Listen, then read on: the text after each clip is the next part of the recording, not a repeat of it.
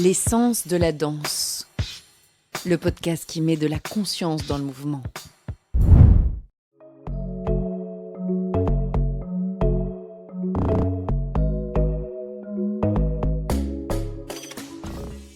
Comment passer d'un groupe d'amis à une carrière internationale, d'un mouvement intuitif à une démarche engagée?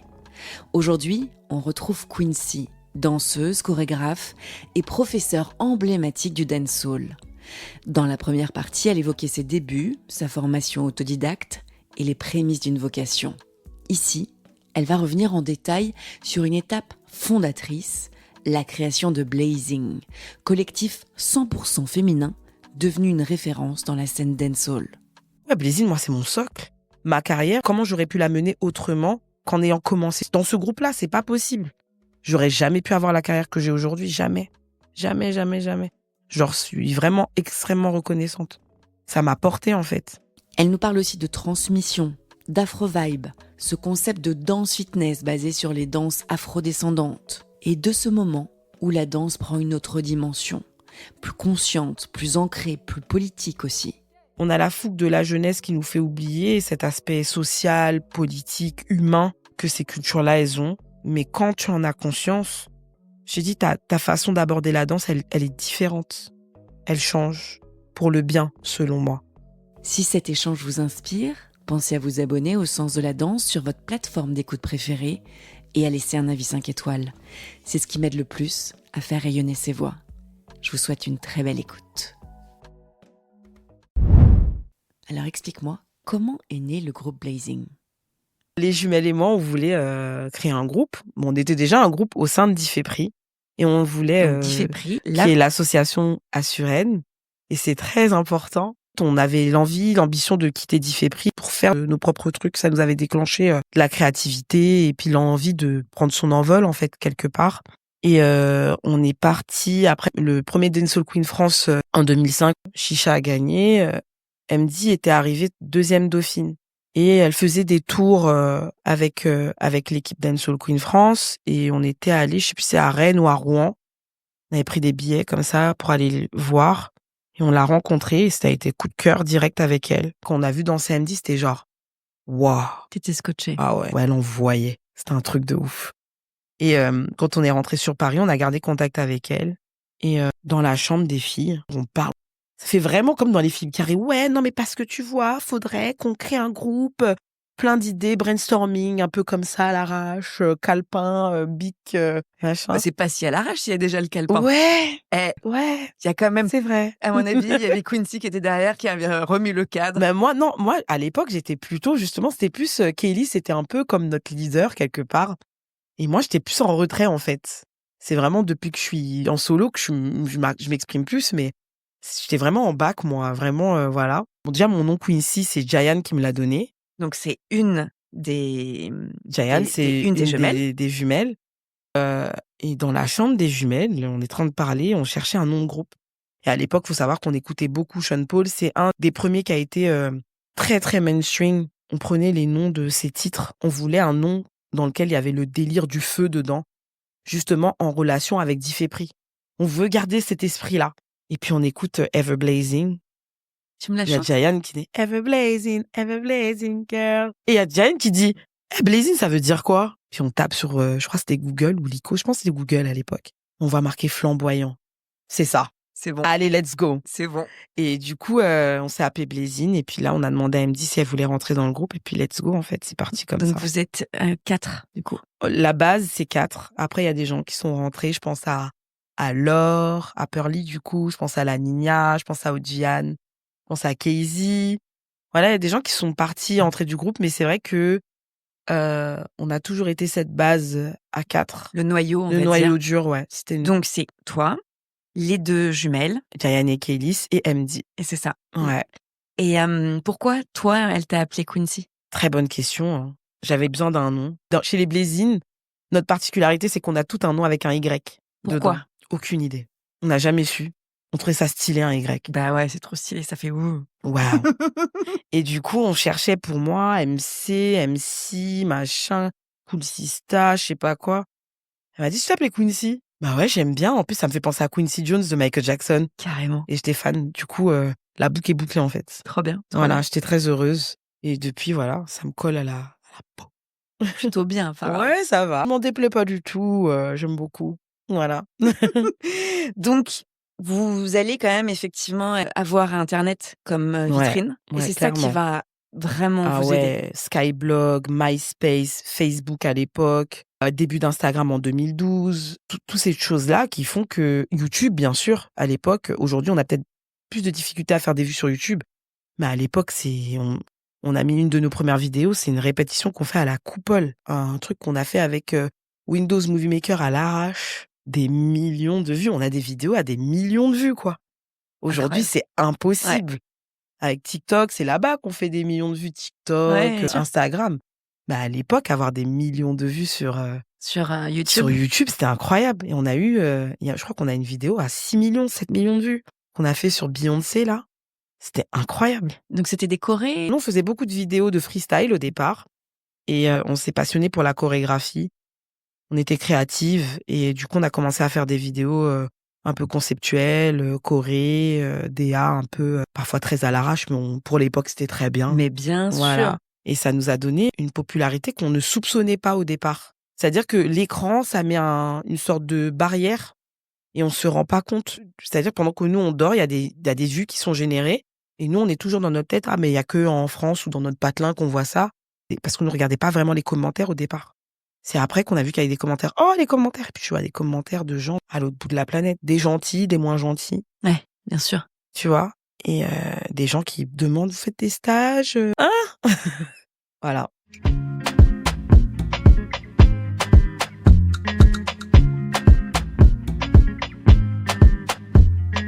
Jusqu'au moment où, à un moment donné, vous allez même commencer des concours. Ouais. La meilleure danse. On a fait la meilleure danse, ouais. Bah, en fait, ça faisait un moment qu'on nous tannait pour vous devriez aller à la télé, vous devriez aller à la télé, vous devriez. Puis nous, c'était pas notre truc. Nous, on était bien, on faisait beaucoup de scènes, on aimait bien Ah, ça. donc vous faisiez quand même de la Ah oui, scène on aussi. faisait battle. On a fait battle afro. On a fait une première partie, je crois, de Daddy Mori une fois. Ah, c'est vachement bien. Ouais, on a fait des trucs. On a fait des clips de Lord City. Les jumelles, elles ont fait un clip de Booba. On a fait des clips avec Mokobe, JB Sissoko. Enfin, pour l'époque, c'était un truc de ouf. C'est incroyable. C'était trop bien.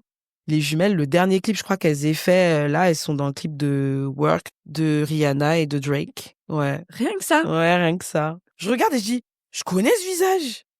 J'ai les filles, vous avez pas dit, ah non, vous avez pas dit. Parce que maintenant, elles sont au Canada, elles font leur truc, quoi. Et elles ont eu cette opportunité-là qu'elles ont vraiment kiffé. Donc, Avec Rihanna, quoi. ouais, c'était rien que ça. Rien que ça. Ma cousine Rihanna. Rien que ça. Mais c'était génial et on a eu de très bonnes expériences. Des trucs très cool. On a eu des trucs très relous aussi, manager, tout ça, c'est pas toujours facile. c'est pas toujours évident. Mais quand on s'est retrouvés ensuite et qu'on a décidé de se prendre en main, on a fait les choses bien.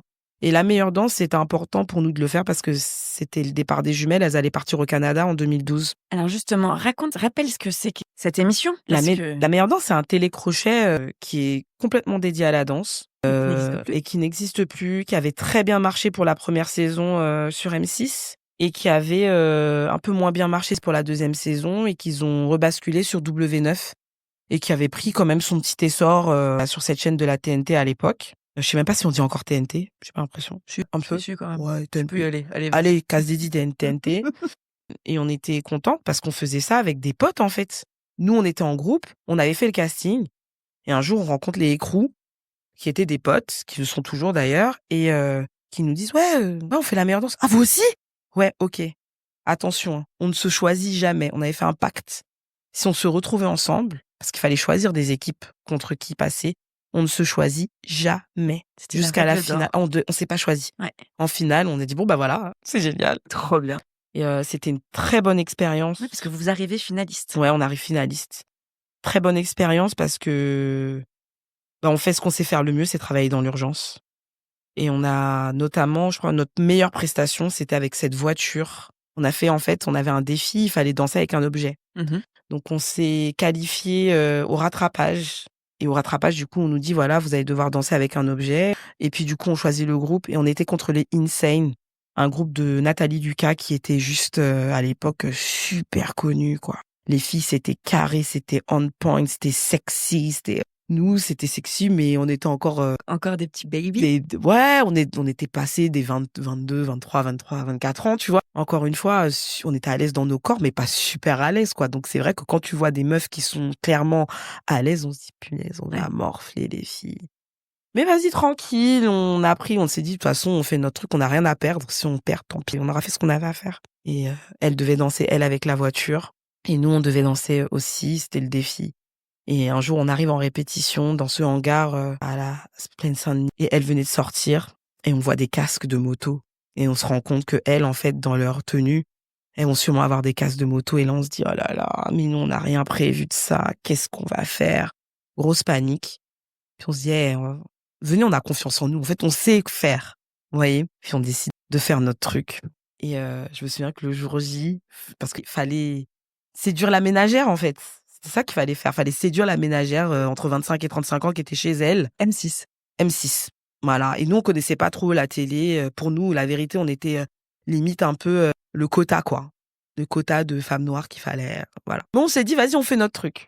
Et on voulait placer aussi des sons bien dancehall parce que c'est vrai qu'ils avaient des exigences. Ouais, faites attention aux sons que vous utilisez. Comme c'est le public qui vote, ça pourrait être en votre défaveur. Donc, on avait tenté principalement du Sean Paul, des trucs que les gens pouvaient écouter et que ça allait. On s'est dit au pire, c'est quand on arrive en finale, on envoie des sons, on s'en fout, on n'a plus rien à perdre. Et moi, je décide le jour J de demander à l'équipe de coiffeurs qui était adorable. Je sais pas qui était là-bas, mais merci. Ils avaient été adorables avec nous. Et les maquilleurs, ils étaient en plus super cool. Ils étaient très, comment dirais-je, peinés du fait qu'ils puissent pas nous maquiller vraiment comme on voulait à l'époque parce que aujourd'hui, il y a toutes les teintes de fond de teint et tout. Et à l'époque, il fallait qu'on ramène nos fonds de teint. C'était tout un truc et on sentait qu'ils étaient genre, on est désolé. Enfin bref, vraiment des bonbons. Merci. Et je demande à ce qu'on me fasse une banane. J'avais une coupe un peu rasée. Je dis, est-ce que tu peux me faire une banane? Parce qu'en fait, au tout début de notre mix, c'est moi qui faisais les mix tard le soir et j'avais mis un son de Elvis Presley. On s'est dit la ménagère. Et moi, j'arrivais sur la voiture et tout, et il y avait Love Me Tender, bref. Et quand j'ai tourné ma tête et que les gens, ils ont vu la banane, ouah, j'ai dit, c'est bon, on les a, c'est mort. Et là, on a mis Pump It, je crois, on avait dansé sur Pump It des Black Eyed Peas. Et franchement, je le dis, j'ai pas honte, ma note chorale était énervée. C'était mortel, c'était un des meilleurs moments de ma vie avec mes go, c'était trop bien. Mais bien sûr. C'était génial. Et quand on est sorti de là, on était crevés, mais qu'est-ce qu'on était bien. On s'est dit, quoi qu'il arrive, on a fait ce qu'on avait à faire. On a représenté ce qu'on est, le dancehall comme nous on le voit. Voilà, on est resté authentique. Et on a gagné contre les Insane. Si ça, on me l'avait dit, j'aurais jamais cru. Grâce à une banane. Une banane et puis elle me dit qu'il monte sur le coffre et qu'il monte sa jambe comme ça. Évidemment. Un technicien qui restait dans la voiture caché pour accéder les lumières parce qu'il fallait faire comme si la voiture faisait partie du groupe en fait. C'était ça le truc. D'accord. Ok. Incroyable. Le technicien, je ne sais pas où tu es, qui tu es, mais merci. Voilà, tu fais partie de la chorégraphie, de ce moment incroyable. Et c'était génial. Et si on nous avait dit ça, mais nous, on a mis 2 jours à s'en remettre. Bah oui. On a gagné contre les Insane. Non mais attendez, c'est une blague ou quoi? Parce que vraiment, leur show était bien. En plus, elle était dans le milieu depuis tellement longtemps, on s'est dit, ne serait-ce que par le nom, ça va aller, tu vois. Et on s'est dit, ah ouais, ça nous a donné un coup de boost. On était fiers, on s'est dit, ah c'est cool et tout, on espère qu'elles nous en veulent pas trop. Tu vois, on était un peu genre... Et tu vas pas être désolée non plus. Voilà, des petites meufs de la street qui arrivent de nulle part, là. Mais c'était cool, on était contentes, on était fiers de nous. On était fiers que le public puisse voir et que ça plaise aux badauds, quoi. Des gens qui étaient pas dans le milieu. Et puis ça détonnait un peu. Ouais, ça détonnait. Marie-Agnès Gillot, elle avait été elle avait des super commentaires nous concernant. Reda était complètement fou de nous. Voilà, on s'est dit, on a Reda, Marie-Agnès Gillot, oui! C'est trop bien. On était trop contentes. La finale, on a perdu, on a donné ce qu'on pouvait. Et puis, c'est les crews qui ont gagné. On était contents que ce soit les potes qui gagnent. Bah oui. C'était un peu notre victoire à nous aussi. Exactement. Donc, on était contents.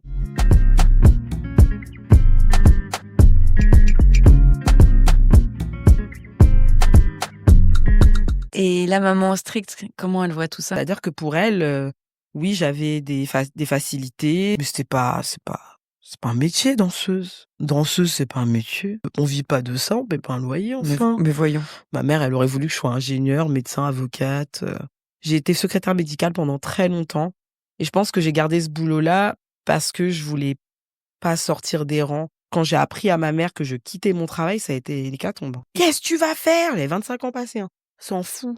Qu'est-ce que tu vas faire? Comment tu vas payer ton loyer? C'est pas être responsable. Bref, elle m'avait retourné le cerveau. J'étais très inquiète, j'ai repris l'animation.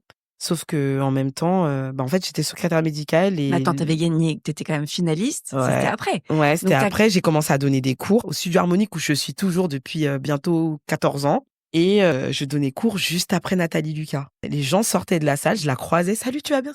Et j'étais genre, qu'est-ce que c'est que ce petit mort? C'était vraiment ouf. Et ouais, elle était pas chaude, ma mère. Pour elle, c'était pas un métier avec lequel je peut pouvais t'épanouir et m'épanouir, surtout avoir une famille. Ouais, Voilà, ma ouais. mère, elle a été secrétaire et elle était dans ça depuis des années, tu vois, responsable des ventes dans un travail, dans une société c'est micro-applications à l'époque, ça s'appelait, jusqu'au jour où je lui dis, je pars. Tu pars où? En Russie. Pourquoi faire? Je vais danser en Russie. Wikipédia, racisme marqué en gros comme ça. Tu vas nulle part. Non, mais s'il te plaît. De toute façon, j'étais adulte. Même si elle m'avait dit tu vas nulle part, j'étais partie. Et en fait, je mêlais. La semaine, j'étais secrétaire médicale. Le week-end, je dansais dans des shows pour des artistes ou quoi. Je donnais des cours. Et quand j'ai arrêté, ma mère, elle m'a dit, mais comment tu fais? J'ai besoin de comprendre et tout, parce que j'ai dit, je vais donner des cours. Des stages, donc. OK. À qui? Des gens. Où? Où on m'appelle. Où je sens que je peux aller, j'y vais. OK. Et du coup, tu payes ton billet pour y aller? Non. On te paye ton billet? Oui. Tu payes ton hôtel, du coup? Non. Non. On te paye l'hôtel? Oui. La nourriture? Non. Je comprends pas. Comment ça? Je ne paye rien. On me paye. Et quand ça s'est monté à son cerveau, elle a dit, ah! Elle me dit, c'est donc comme ça? Je dis, oui, c'est comme ça que je vis ma vie. Je suis auto-entrepreneur. Et je pense que ça l'a rassuré, le fait même que je dise que j'étais auto-entrepreneur et tout. Il y avait un cadre. Il y avait un Il y a un statut. cadre. Très fière de dire, ma fille, elle passe à la télé, hein. Oui, elle danse avec Admiralty, là. Oui, elle danse. Ma fille, la danseuse. C'est ma fille, la danseuse. Et puis en plus, effectivement, t'as quand même collaboré avec des grands artistes. Ouais. Ceux que t'as préférés? Moi, je pense mon préféré, vraiment, ça a été Admiralty. Ouais. Admiralty, c'était symbolique pour moi, surtout le concert qu'il a fait à Bercy. Moi, le jour où on a fait la répétition, il y avait un son. D'ailleurs, un son que j'ai cherché sur Spotify que j'ai pas retrouvé. Je pense que le son s'appelait Créole et c'est une sorte d'hymne, en fait. Et quand il l'a fait en répétition, on était plusieurs parce que sa DA, c'était vraiment, il voulait des afrodescendants, principalement. Parce qu'il y avait un truc fort, en fait, deep, qu'il voulait montrer, un message. Et faire partie de ça, c'était beau, en fait. Et quand on a fait la première fois le filage avec le son créole au début, moi, j'ai lâché ma larme. Je comprends. Même pendant le concert, ça a été dur de retenir les émotions avec tous ces gens qui venaient. Et puis, il avait des messages. Il nous a dit, avant qu'on monte sur scène, on était tous en rond, comme ça. Toute l'équipe, à l'époque, il y avait Kala qui était avec nous et tout. Et il dit, je veux vraiment qu'on fasse plaisir aux gens. Il y a des gens qui ont payé des billets pour venir. Faut qu'on honore ces gens-là, c'est pas rien. Ils ont fait des économies et tout. Vraiment, c'est un artiste. Avec un grand. Ah ouais. Admiral, c'est un ambassadeur. Vraiment, c'est président, quoi. C'est vraiment un artiste. Il est dédié à son art, il est dédié aux gens. Il a conscience du pouvoir que la musique peut avoir dans la vie des gens. Comment ces messages peuvent porter son pays, son île. C'est important. C'est important et j'étais très fière de faire partie de ça. J'étais vraiment très, très fière. On était plein. Toupiti, Miley, Andy, Jack. Voilà, pour ne citer que, on était très, très, très fiers de faire partie de cette aventure. Ouais, parce qu'il y a du sens. Ouais. Donc en plus, tu sais pourquoi tu danses. Ouais. Comme pour toi, c'est politique notamment. Il faut qu'il y ait un message derrière. Ouais, moi, ça m'a nourri cette partie-là. Les répètes, tout, ça m'a... Ouais, j'étais très fière. Très, très fière. Je te sens quand même émue, là. Ouais. Très, très fière. Ouais, Bercy. Bercy. Ah ouais, non, franchement, c'était... Arena, mais non.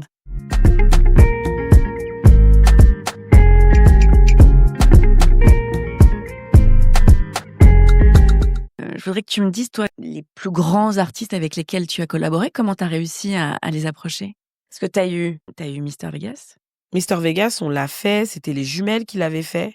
Et j'avais aidé à faire des chorégraphies et tout. Souvent, dans Blazing, on demandait les jumelles parce que c'était elles qui représentaient le groupe, en fait. Tout simplement, visuellement, nous, ça nous dérangeait pas avec MD d'être en bac, en fait. Voilà. Mais on aidait à faire les chorégraphies et c'est comme ça qu'on collaborait pour pouvoir créer des choses. On avait fait la première partie au Carnaval de Toulouse de Buzzy Signal. Un soir, on m'appelle. Ouais, est-ce que t'es disponible pour faire une chorégraphie pour Truth Hurts? Quoi? C'est dans une boîte. J'ai dansé avec Truth Hurts dans une boîte à l'Arrache à Paris. On m'a appelé Dernier Cara. C'est génial. Génial. Admiralty, du coup. Ouais. Chris. On a fait des clips avec Chris. Lord Co-City. Daddy Mori. Il y en a beaucoup qui ont des origines jamaïcaines. Des artistes. Ouais. Ouais. Mais toi, t'es jamais allée en Jamaïque. Je suis pas encore allée en Jamaïque. En fait, j'ai toujours eu peur au départ d'y aller. J'étais restée sur le fait, ouais, c'est dangereux, tu sais, Wikipédia. Vas-y, des fois, on va lire des choses. C'est comme quand on est malade, il faut vraiment pas aller voir sur Internet. On est d'accord. Tu vois. Et puis, un jour, il y a quelqu'un qui m'a dit, bah, t'es bizarre, t'es jamais allé en Jamaïque, mais t'es allé en Russie. Très bonne réflexion, maintenant que tu le dis, pas faux. Parce que à côté de ça, t'es allé en Russie, mais t'es allé partout dans le monde. J'ai fait plein de... Sénégal, Belgique, Ukraine, Ouais. Canada, Pologne, Roumanie. Je suis polonaise. C'est polonaise? C'est très sympa chez toi. Ouais. C'est très sympa. C'était sympa. Ouais. Question. Bon, ouais, Sénégal, ça devait être bien aussi. C'est trop bien. Et puis, tu as participé à des festivals de dingue, à LA et tout, à Dakar. Et donc, tu voyages. Je voyage grâce à ça. Ouais. Et ça, c'est top, non? C'est top. Et j'ai jamais autant appris sur moi-même qu'en voyageant. C'est en voyageant, je vais être un peu dure dans ce que je dis, mais c'est en voyageant que je me suis rendu compte que humainement, ici en France, on était le tiers-monde en fait. Je dis humainement. On a les ressources, ça c'est cool. Pour ce qu'il en reste, les amis, parce que apparemment c'est pas facile. Et ça va pas durer. Et ça va pas être, c'est pas la joie, mais par rapport à d'autres pays du monde, on tient encore très bien. Mais humainement parlant, on a du taf. J'ai été vraiment dans des endroits... C'est bizarre d'avoir été dans des endroits parfois où je me suis sentie plus à l'aise qu'en France.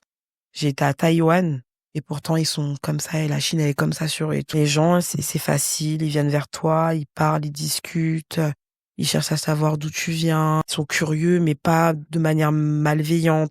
Ouais, j'avais l'impression d'être un peu en Martinique mais avec des gens asiatiques, tout simplement. J'ai été au Japon, en Chine, à Hong Kong, en Thaïlande il y a pas longtemps. J'aime beaucoup l'Asie. Je me sens à l'aise en Asie. J'ai été en Afrique. J'ai eu la chance de donner des cours au Burkina Faso et au Sénégal, sous 40 degrés, avec des gens passionnés. J'ai eu la chance de faire ça, notamment grâce à Salifus, que j'embrasse aussi.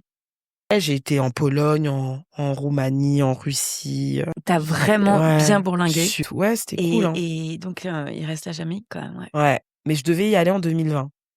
J'avais prévu, j'avais mis mon argent de côté. Il y a eu un petit truc qui s'appelle le Covid, quoi. Ouais, j'ai eu 3700 € de côté. J'ai dit, allez, on y va, on a tout payé, l'URSSAF, on y va. Bonjour, c'est moi le Covid. Comment vas-tu? Oui, moi je dis le Covid. Ça peut être qu'un bug, ça.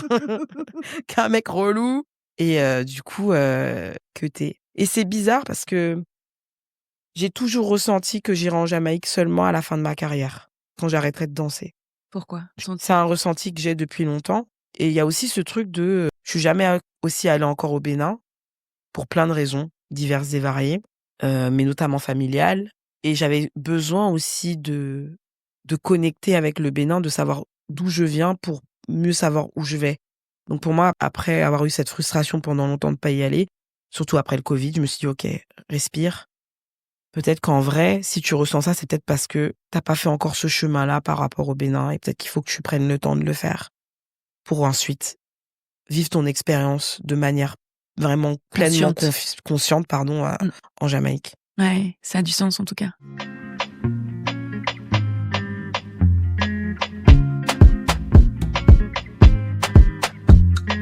Tu te sépares de tes chères jumelles qui partent au Canada. Elles partent au Canada. Le groupe, on l'a créé fin 2005, début 2006. Et on est ensemble jusqu'en 2012. En vérité, le groupe existe toujours. Hein. C'est juste qu'on est dans des endroits différents du monde. Puis on a des vies différentes. Aujourd'hui, il y a MD qui est maman, qui mène une vie aussi autre. Toujours passionnée de danse, etc. Mais de par la vie qu'on mène, forcément, elle est aussi dédiée à sa famille. C'est normal, tu vois. Quand elles partent, on est vraiment en mode, on se regarde, MD et moi, on se dit, mais qu'est-ce qu'on va devenir en fait? Puisqu'on a toujours évolué en groupe. Et puis notre groupe, ouais, Blésine, moi, c'est mon socle. Je sais pas, ma carrière, comment j'aurais pu la mener autrement qu'en ayant commencé. Dans ce groupe-là, c'est pas possible. J'aurais jamais pu avoir la carrière que j'ai aujourd'hui. Jamais. Jamais, jamais, jamais. Je leur suis vraiment extrêmement reconnaissante. Ça m'a portée, en fait. Et vous vous êtes portées toutes? Toutes ensemble. Vraiment, c'est mes sœurs. Ouais. Bah, vous avez grandi Ouais, ensemble, on a vous êtes grandi faites ensemble. ensemble, donc forcément. Ouais. Quand elles sont parties au Canada, toi, comment tu commences à prendre tes marques en solo? Difficilement. Tu m'étonnes. Je suis perdue. Il faut savoir que dans Blazing, moi, j'étais vraiment, comme je disais, j'étais en bac. Les jumelles et MD me poussaient, elles me disaient: «Tu un truc, va en avant». Mais moi, j'avais peut-être trop peur à l'époque. Puis je sais pas, par la force des choses, MD était encore là pour me booster. On a fait pas mal de trucs ensemble. C'est une des premières à avoir commencé à donner des cours et tout. Puis moi, je venais de temps en temps. Puis après, j'ai commencé à donner mes cours harmoniques. Et puis j'avais une pote Kiki, que j'embrasse aussi, qui me boostait, qui venait prendre les cours et qui me disait: «Attention, là, tu as été trop vite. Ouais, Prends elle te plus le coachait un peu. temps de Ouais. regarder les gens autour». Elle m'a beaucoup coachée pour que je puisse être un bon professeur, un bon pédagogue. Parce que danseur, chorégraphe et professeur, c'est pas la même chose. Ça a rien à voir. C'est vraiment 3 pans différents du métier. Quand tu as la Sainte Trinité, c'est cool. Mais tout le monde n'a pas la Sainte Trinité. Comment tu as réussi à l'avoir ça? Je pense que ce qui m'a fait bonne danseuse, c'est toutes les années que j'ai vécues avant avec Colibri, Diffépris, la rigueur et tout. Chorégraphe, j'ai fait un peu sur le tard, en solo en tout cas. Dans Blazing déjà, chacune donnait des morceaux de chorégraphie. Donc en fait, j'ai pu me construire en tant que chorégraphe comme ça. Je m'en rendais juste pas compte. Et comme j'avais toujours le bac des filles, là, j'ai dû me lancer en fait et faire confiance à mes chorégraphies. Et ensuite, bon professeur, pareil, je l'ai appris sur le tard en prenant des cours, en demandant à ma pote, notamment Kiki, de venir, de me dire, de me guider, de pas hésiter à me dire s'il y a un truc que j'ai mal fait. «Ouais, attention, là, il y avait des étrangers, tu pas parlé en anglais» ou «Tu as commencé en anglais, mais après tu es retourné en français, fais gaffe». Et je pense que c'est important d'avoir des gens bienveillants qui nous poussent à être meilleurs, en fait. Je voulais être à l'aise. À l'aise, authentique? Authentique aussi. Je voulais être exigeante. J'arrivais pas à être comme Luce ou comme Sandra. Leur rigueur, j'arrivais pas à être comme ça. Parce que je suis trop, moi je suis une rigolote quoi. J'avais besoin aussi de détendre un peu l'atmosphère. Parce que moi j'apprends, sous la pression, j'arrive, mais j'ai besoin de dédramatiser un S'il y a un peu. peu de jeu, si c'est Voilà, un peu c'est ça. fun. Puis les élèves, elles venaient, toujours la banane, et tu sentais qu'elles avaient envie de... C'était le moment qu'on avait ensemble pour oublier les problèmes qu'on avait. On laissait tout à la porte pendant 1 heure et demie et puis on dansait, quoi. Ouais, bah, c'est un peu pour ça aussi qu'on y va, hein. Ouais. On est d'accord. Donc, cette conscience de, OK, je peux pas être le même prof quand je donne des cours open à des gens qui veulent juste kiffer et quand je suis en formation, par exemple, c'est pas pareil parce que Ah oui. l'enjeu n'est pas le même.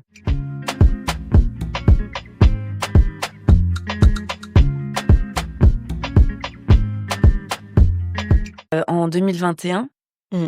tu vas rentrer, dans Afrovibe? Ouais. Parce que ça, c'est aussi important.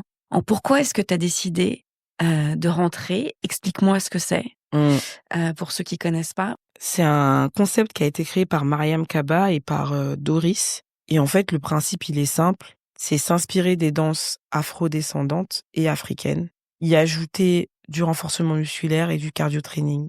J'ai pris le temps d'observer avant d'y aller. Parce que moi, quand ça touche à l'Afrique, je suis genre, tu vois, Je vois. il y a une grosse hype autour de l'Afrique. Ouais. Afro, tout ça. Dès que j'entends le mot afro, je suis un peu... C'est un peu galvaudé des fois. Ouais, ouais. Tu vois, j'ai pris le temps même de parler avec Mariam et tout, et j'ai aimé son approche de moi je suis africaine et j'ai envie de faire découvrir l'Afrique et ce que l'Afrique aussi a, tout ce qui est issu de l'Afrique, ce que l'Afrique aussi a amené en termes d'héritage. J'ai envie de le faire découvrir à tout un chacun, mais autrement que par des cours de danse. Je veux que les gens viennent prendre ces cours-là de danse fitness, qu'ils se sentent libres, je veux qu'ils ressentent la liberté qu'on peut avoir. Je veux qu'ils soient ancrés dans le sol, je veux qu'ils soient bien, qu'importe qu'ils viennent pour maigrir, pour être entre potes ou quoi. Je veux juste que les gens ils puissent venir vibrer quoi en fait.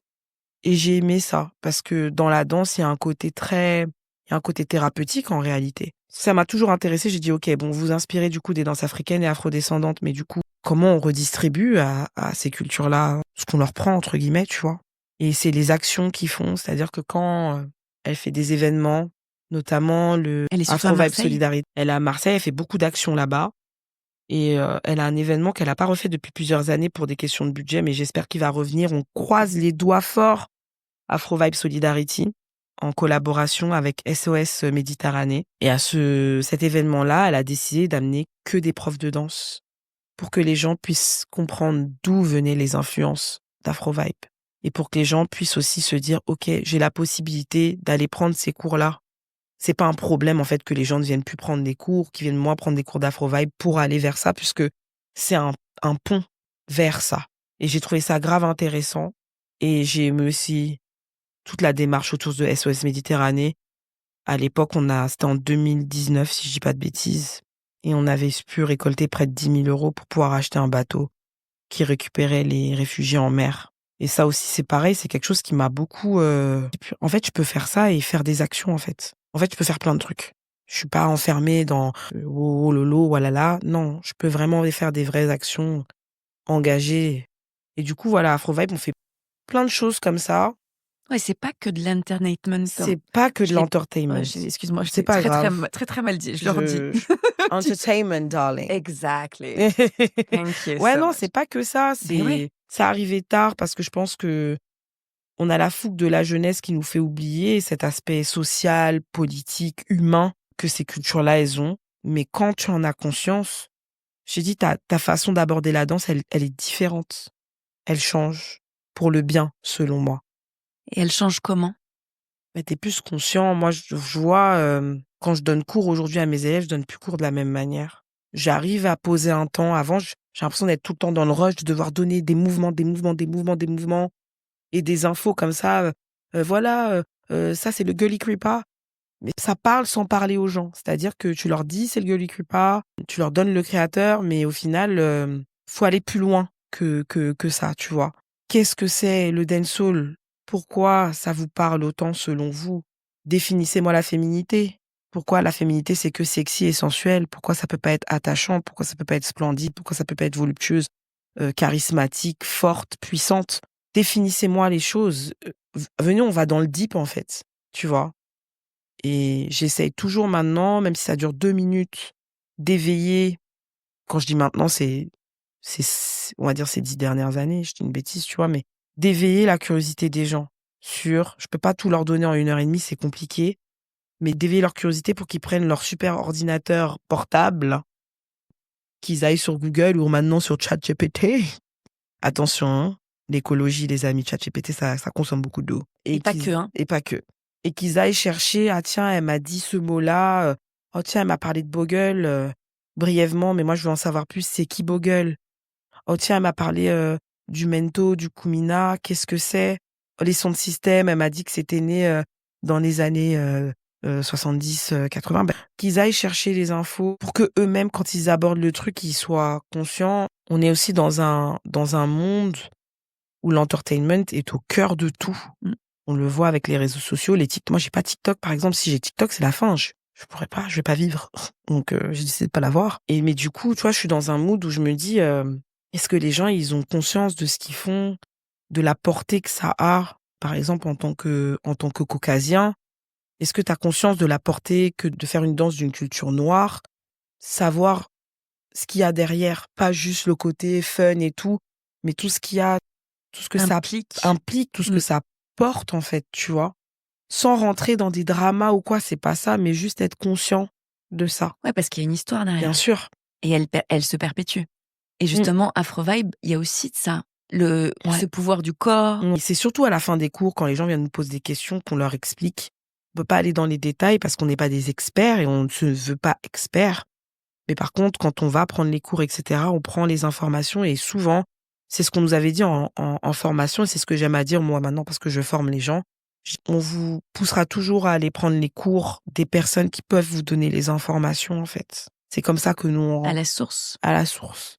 Que ce soit ici en France, que ce soit en Afrique, que ce soit dans les Antilles, que ce soit au Brésil, en Amérique du Sud ou quoi. On vous poussera à aller prendre ces cours-là parce qu'on sait comment ça va vous nourrir, en fait.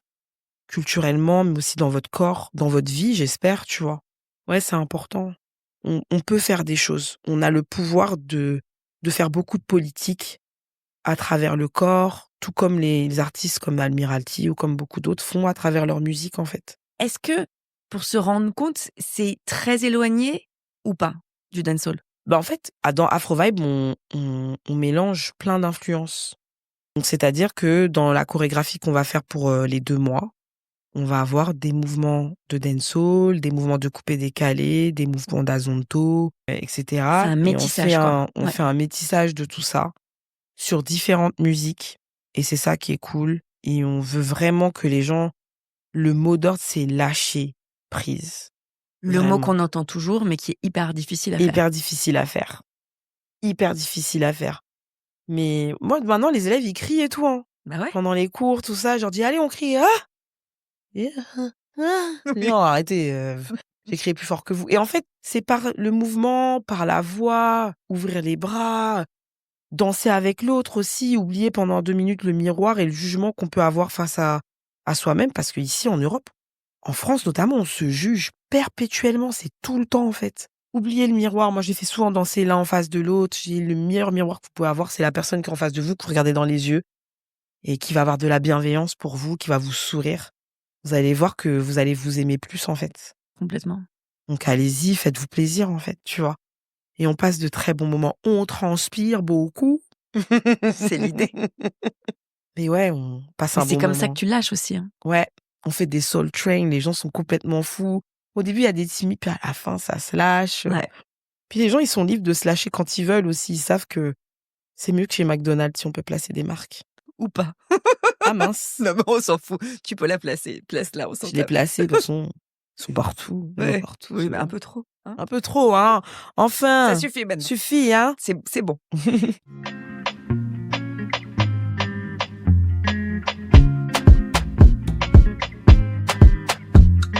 Tu fais aussi des créations artistiques personnelles. Ouais. Je voudrais que tu m'en parles un peu. Get Your Freak On. Ouais, Get Your Freak On avec MD. C'est des stages de danse. Au début, on s'est inspiré un peu de ce qu'on avait fait à la meilleure danse. Danser avec un thème, un objet. Au début, c'était ça. Et on a fait des Get Your Freak On like a boy. Donc, fallait venir habillé comme un bonhomme, tu vois. On a fait Halloween, on a fait pyjama party. Pyjama party, qu'est-ce que c'était? Tu m'étonnes, ça donne trop envie déjà. Fallait venir arriver en pyjama, J'adore. c'était génial. Et voilà, on s'est rendu compte que des fois mettre un contexte, costume. ça permettait aux gens de se lâcher autrement. Bien sûr. Là, les derniers qu'on a fait, c'était avec Miley en spécial wine.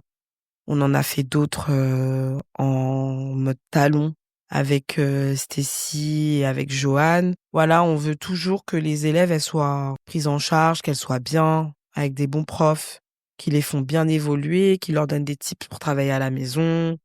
Bon, au début, on faisait beaucoup nous, parce qu'on avait la force. Puis maintenant, on On n'a pas forme les peur gens aussi. d'aller voir, dire « Excuse-moi, moi je sais pas faire, est-ce que tu peux venir faire pour nous, s'il te plaît ?» Comme ça, moi aussi, je prends le cours. Bon, il s'avère que quand les cours de talon, on était dégoûtés, parce que moi, j'avais mal à la cheville, je pouvais pas mettre de talon. Enfin, j'étais dégoûtée, non, franchement. Voilà. Mais, celui-là, pas celui-là. ouais, pas celui-là. Mais bon, on a regardé de l'extérieur, on a appris 2-3 trucs, parce qu'on apprend beaucoup de choses en regardant. Mimétisme, encore Voilà. une fois. Donc voilà, pour Get Your Freak On, j'espère qu'on le reprendra prochainement. God Save the Queen. En fait, j'ai toujours eu plein d'idées dans la tête. Et c'est avec Jérémy Lapoulia, avec qui je travaille depuis très longtemps. J'en parlais et qui m'a dit « Tu procrastines trop, vas-y, viens, on fait !» Il a raison. Je dis « Ah, mais je sais pas. Moi, je suis toujours un peu...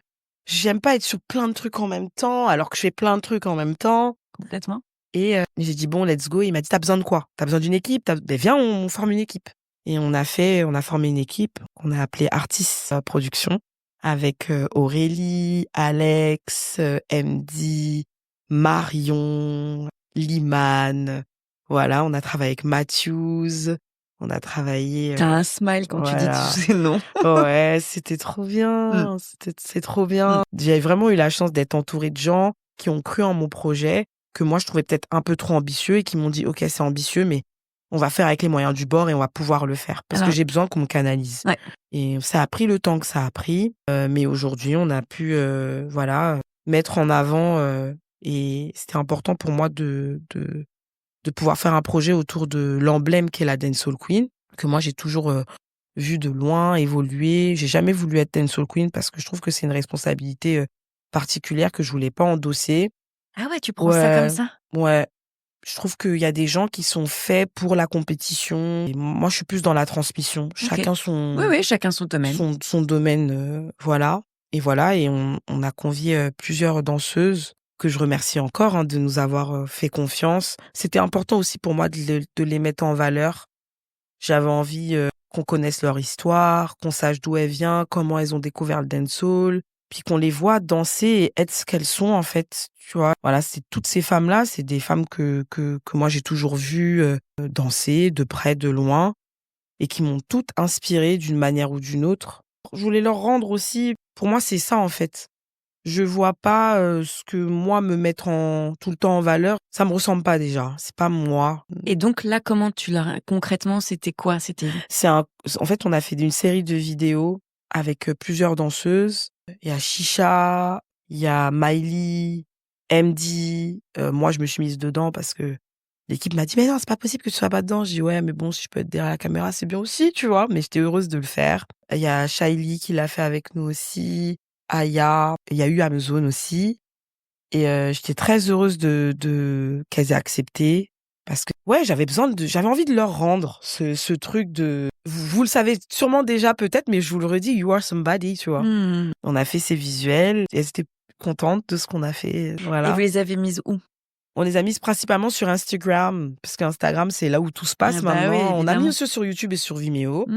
Mais voilà, aujourd'hui, c'est là où tout se passe, Instagram.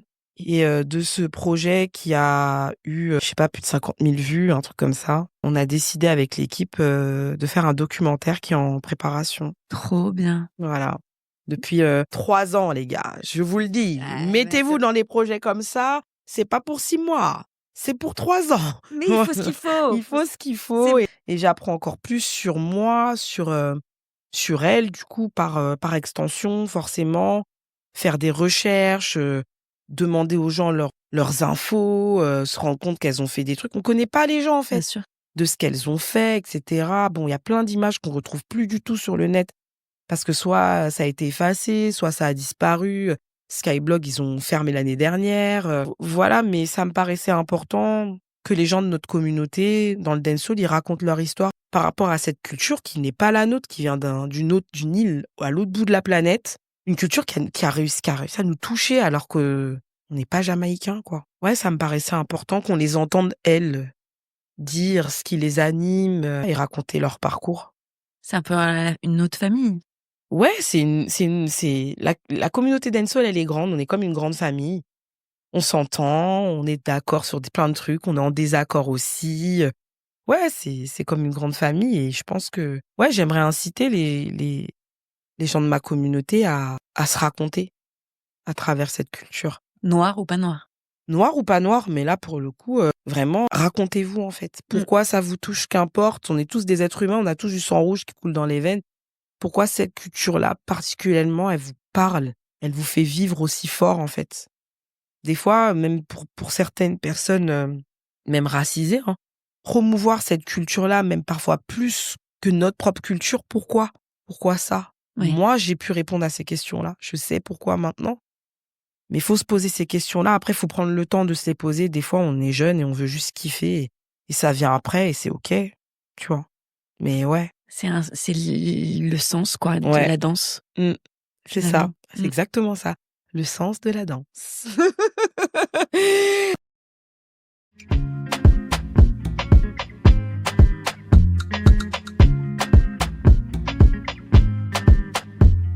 C'est quoi les prochains steps pour toi? Je continue à donner mes cours parce que j'aime transmettre.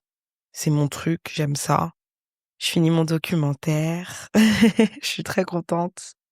On est en vue de finir et j'espère, je sais pas si ça plaira. Et en vrai, j'ai juste envie que ça sorte de ma tête, en fait. Oui. J'ai envie aussi de développer une méthode. Je sais pas comment. J'ai pas envie de dire formation, mais j'ai envie de former autrement les gens, ou en tout cas, et les aider, peut-être pas les former. J'aurais peut-être pas cette présomption-là aujourd'hui, mais plus de les aider à se découvrir, à se construire, tout simplement. Bon, bah, tu reviendras pour nous expliquer. Ouais, je te raconterai. Trop bien. Je te ferai une mise à jour. Grave. On a hâte. Merci beaucoup, Quincy. Merci à toi de m'avoir reçu. Merci encore. Et plein de bonnes choses pour toi. Toi aussi. On manifeste. On manifeste. Beaucoup de choses. Beaucoup d'auditeurs. Ah oui. Partout dans le monde. Écoutez, les amis, sur Spotify, sur Deezer. Sur Apple Podcast. Sur Apple Podcast. Ouais. Amazon ou pas? Ouais, bien sûr. On prend tout. Écoutez. On espère que ça vous aura plu. Ouais. Voilà. Merci. Merci à toi. À très vite. À très vite.